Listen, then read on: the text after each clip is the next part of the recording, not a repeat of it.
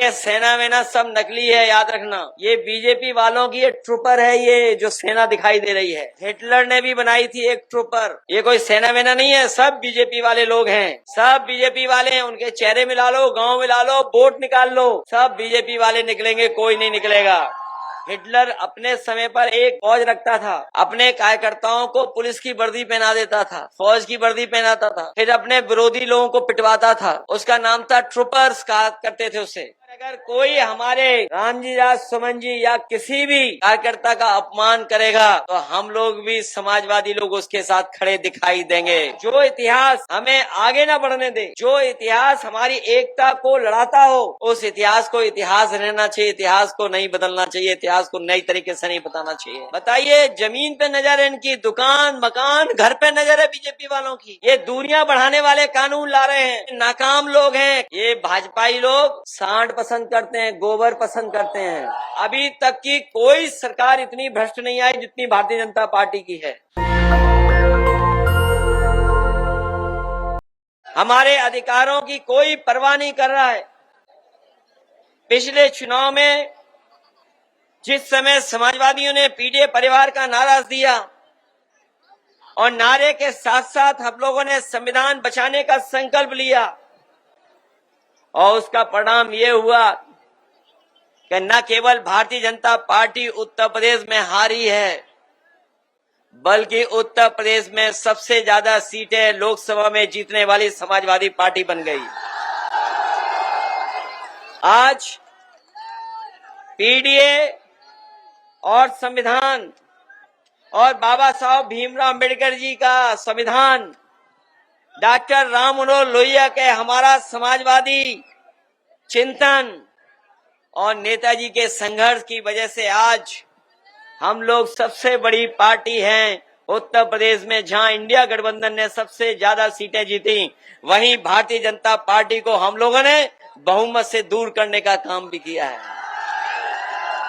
आज उनका बहुमत नहीं है। वैसे तो इटावा औरैया वाले लोग बहुत क्रांतिकारी हैं,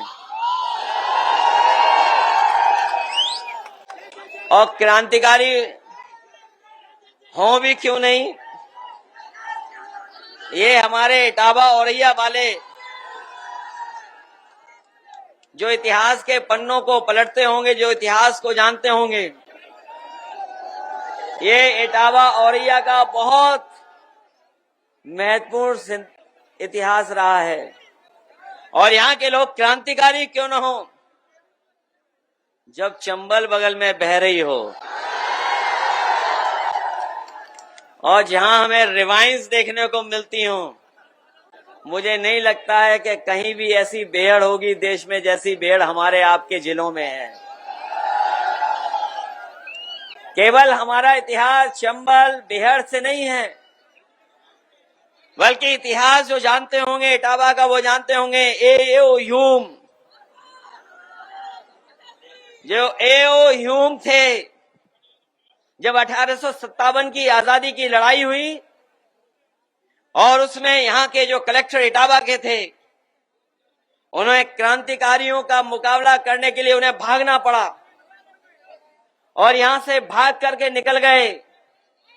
और इतिहास ये भी कहता है कि ए.ओ. ह्यूम जब 1857 की हमारी आजादी की लड़ाई थी, उसमें उसी तरह भागे थे जैसे एक बार कोई बाबा जी दिल्ली में भागे थे कपड़े पहन करके।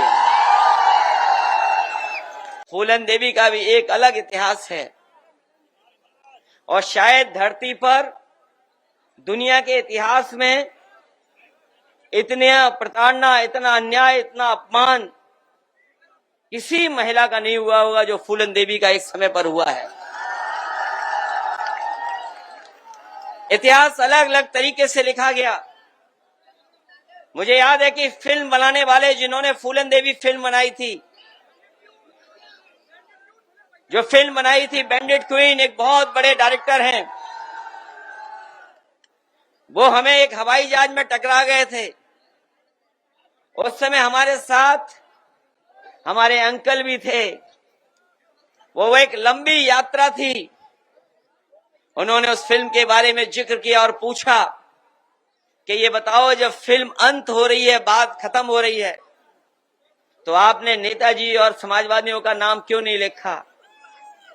जिन लोगों ने फिल्म देखी होगी, अगर यूट्यूब, नेटफ्लिक्स, तमाम प्लेटफॉर्म हैं, और आखिरी में यही आता है कि एक पिछड़ी जाति की सरकार आई, उसने फूलन देवी पर मुकदमे वापस लिए, और न केवल मुकदमे वापस लिए बल्कि छुड़वाया, और हमें खुशी इस बात की कि नेताजी ने उनके साथ जो व्यवहार हुआ, जो अपमान हुआ था, उसको सम्मान बदलने के लिए नेताजी ने और समाजवादी पार्टी ने लोकसभा में पहुंचाने का काम किया।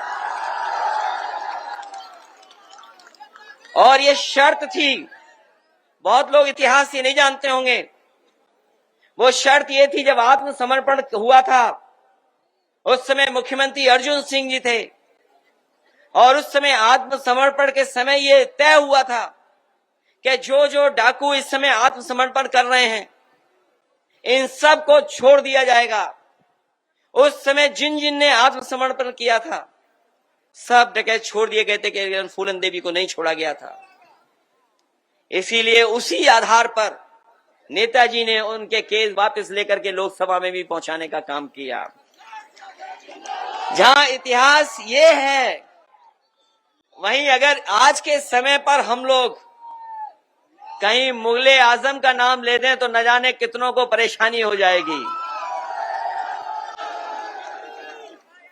ये समय ऐसा है कि इतिहास को अलग अलग तरीके से देख रहे हैं लोग, और इस समय पर अगर हम लोग कहीं ये कह दें कि मुगले आजम की फिल्म बनाने वाला वो पैदा अगर हुआ था तो कहां अपने इटावा में पैदा हुए थे, के आसिफ। शायद वैसी फिल्म कभी नहीं बनी होगी जो मुगले आजम की फिल्म बनी है। उसको बनने में भी न जाने कितने वर्ष लगे थे। ये भी इतिहास है इटावा और हमारा आपका औरैया का। जहां ये इतिहास है, वहीं ये भी है कि बहुजन समाज पार्टी के संस्थापक को अगर लोकसभा में किसी ने पहुंचाया था तो यहीं के मतदाता खड़े हुए ने इन्होंने लोकसभा में पहुंचाने का काम किया था। इटावा और औरैया का इतिहास है, जहां पर डाकू होते थे, जाने क्या क्या इतिहास था वहां पर। आजकल कौन है? आजकल आवाज बब्बर शेरों की आती है। ये लाइन सफारी जो बनी है, देश की पहली है, पहली लाइन सफारी है जहां पर शेर पैदा हो रहे हैं। जहां पर कभी डाकू बनते थे लोग, डाकू बनते थे, वहां पर आजकल शेर पैदा हो रहे हैं। और अभी सुनने में आया 1 महीना हुआ नहीं है, 3 शेर और पैदा हो गए वहां पर। जब गोरखपुर वालों को शेर चाहिए था, गोरखपुर वालों को शेर चाहिए था, तो हमारे पत्रकार साथी जानते होंगे, शेरों को किसी ने खाना खिलाया तो इटावा वालों ने खाना खिलाया था। वही शेर गए हैं गोरखपुर, और वो गोरखपुर वाले ऐसे हैं कि वो शेर को खुले में नहीं रख सकते हैं। जो गोरखपुर वाले हैं वो शेर को खुले में नहीं रख पा रहे हैं, पिंजड़े में बंद कर रखा है। लेकिन हमारी इटावा की लाइन सफारी ऐसी है जहां पिंजड़ों में नहीं रखना है, शेरों को खुले में छोड़ना है। इसलिए एक ये भी इतिहास है। इसलिए मैं आज सबसे कहना चाहता हूं कि बाबा साहब भीमराव अंबेडकर जी की आज प्रतिमा लगा करके हम लोगों को उस विचारधारा से जोड़ करके हमारे सांसद और उनके साथियों ने बहुत बड़ा काम किया है। क्योंकि बाबा साहब भीमराव अंबेडकर जी का अगर इतिहास पढ़ते होंगे हम और आप, तो उनसे बड़ा स्कॉलर, उनसे बड़ा इकोनॉमिस्ट, उनसे बड़ा सोशल रिफॉर्मर, समाज सुधारक, अर्थशास्त्री और अधिवक्ता और इतना जानकार कोई नहीं रहा। इसीलिए वो संविधान सभा के अध्यक्ष बने। न केवल वो संविधान सभा के अध्यक्ष बने, जिस समय वो बने हैं इसीलिए बनाया गया था कि उनके बनने से सबसे अच्छा हमारा संविधान बनेगा। और उन्हीं का योगदान है कि आज हमें दुनिया का सबसे शानदार संविधान मिला है। वो संविधान इसलिए भी बनाने में कामयाब हुए क्योंकि उन्होंने जीवन भर भेदभाव देखा था, बचपन से लेकर के, और पूरी उम्र उन्होंने भेदभाव देखा। उनके बारे में जिन्होंने पढ़ा होगा वो जानते होंगे कि जब स्कूल की कक्षा में जाते थे उस समय भी उन्हें भेदभाव का सामना करना पड़ता था। अगर तालाब जहां पर जानवर पानी पी सकते थे वहां पर भी पानी अलाउ नहीं था, लेने नहीं जा सकते थे। इतना बड़ा भेदभाव था। और पढ़ाई से लेकर के समाज में और जगह भी उन्हें हर तरह का भेदभाव का सामना करना पड़ा। वो जो हजारों साल पुरानी बुराई जो हमारे समाज में है, याद रखना साथियों, आज भी खत्म नहीं हुई है। और इसलिए खत्म नहीं हुई है क्योंकि बुराई को बढ़ाने वाले लोग आज भी समाज में हैं। हमने आपने देखा कि अगर कोई मंदिर चला गया तो मंदिर में जाने की आपको इजाजत नहीं थी। बहुत सारे मंदिरों में कोई घुस नहीं सकता था, और अगर घुस जाता था तो उसे सजा मिलती थी। न केवल सजा बल्कि दूसरी भावना से भी देखा जाता था। इस तरीके से आदमी को आदमी से इस तरह की घृणा करना दुनिया में कहीं नहीं देखा जाता है, केवल हमारे देश में देखा जाता है। मुझे याद है कि पिछले चुनाव में जब मैं एक मंदिर में गया और मंदिर के दर्शन कर करके जब हम लोग लौटे तो बाद में पता लगा कि भारतीय जनता पार्टी के लोगों ने उसे गंगा जल से मंदिर धुलवाया था मंदिर, जबकि वहां के पंडित जी मना कर रहे थे कि मत धोइए, ये कोई पहली बार नहीं आ रहे हैं। लेकिन भारतीय जनता पार्टी के लोगों ने मंदिर धोया। आपने अखबारों में खबरें भी पढ़ते होंगे कि एक जज साहब जब कुर्सी पर बैठे तो उन्होंने कुर्सी को गंगा जल से धुलवाया। इस तरह का भेदभाव आज भी हमें देखने को मिलता है। जिस मुख्यमंत्री आवास में न जाने कितने लोग रहे, जिस समय मायावती जी उस मुख्यमंत्री आवास में रहते थे, और जब मैं उस मुख्यमंत्री आवास में गया तो हम लोगों ने कभी गंगा जल से नहीं धुलवाया। लेकिन जब यही उत्तर प्रदेश के मुख्यमंत्री जो अपने आप स्टैम्प लगा करके योगी बन गए हैं, वो जब मुख्यमंत्री आवास में गए तो गंगा जल से मुख्यमंत्री आवास धुलाया गया था। ये भेदभाव आज भी है। मैं सोच सकता हूं, कल्पना कर सकता हूं कि अगर हम लोगों के साथ ऐसा व्यवहार हो सकता है तो और हमारे जितने बहुजन समाज के लोग हैं उनके साथ न जाने कैसा कैसा व्यवहार होता होगा। और वो हमें देखने को मिल रहा है। हमारा आरक्षण छीना जा रहा है, हम लोगों को कहीं आगे बढ़ने का मौका नहीं दिया जा रहा है। सरकारी स्कूल बंद किए जा रहे हैं, संस्थाओं में अपने लोग बैठा करके अपने लोगों का अपॉइंटमेंट किया जा रहा है। तो इस तरह का भेदभाव चल रहा है। और किसने किया था ये भेदभाव? कोई एक मन्नू महाराज आए थे, वही सब गड़बड़ कर गए। कोई मन्नू महाराज आए थे, उन्हीं ने सब गड़बड़ कर दिया। अगर कोई हमें और आपको सम्मान दिलाता है तो ये बाबा साहब भीमराव अम्बेडकर जी का संविधान हमें सम्मान दिलाता है। इतिहास पे झगड़ा किसी को नहीं करना चाहिए।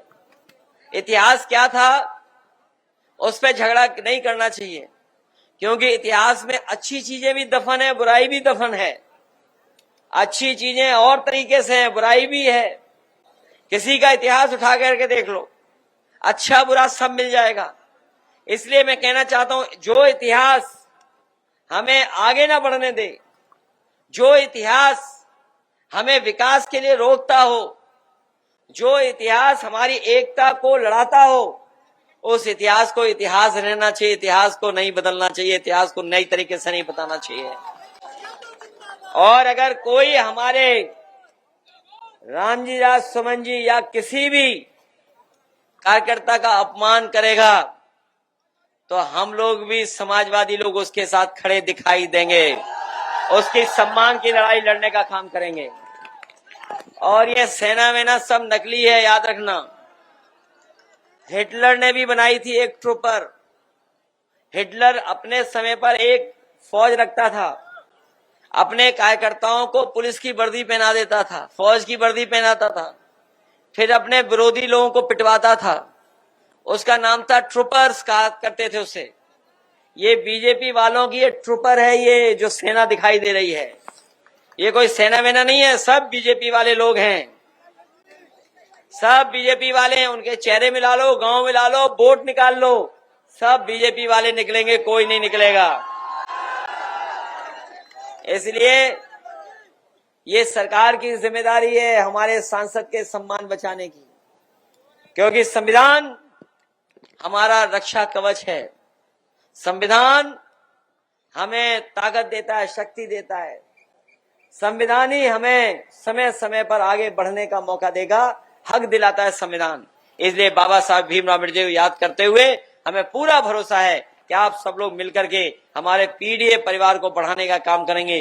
पीडीए से जुड़ करके हम लोग 90% आबादी जो है, 90% आबादी है, उसको साथ लेकर के चलने का काम करेंगे, जिससे भारतीय जनता पार्टी का हम लोग मुकाबला कर सके। इन्हीं शब्दों के साथ आप सबका बहुत बहुत धन्यवाद। नेशनल दस्तक की आपसे गुजारिश है कि अगर इसको बचाना चाहते हैं तो नेशनल दस्तक को सब्सक्राइब करने के लिए रेड कलर के सब्सक्राइब बटन को दबाएं, फिर बेल आइकन की घंटी दबाएं। नेशनल दस्तक को बचाने के लिए बहुत जरूरी है कि हर खबर को शेयर करें, लाइक करें, कमेंट जरूर करें।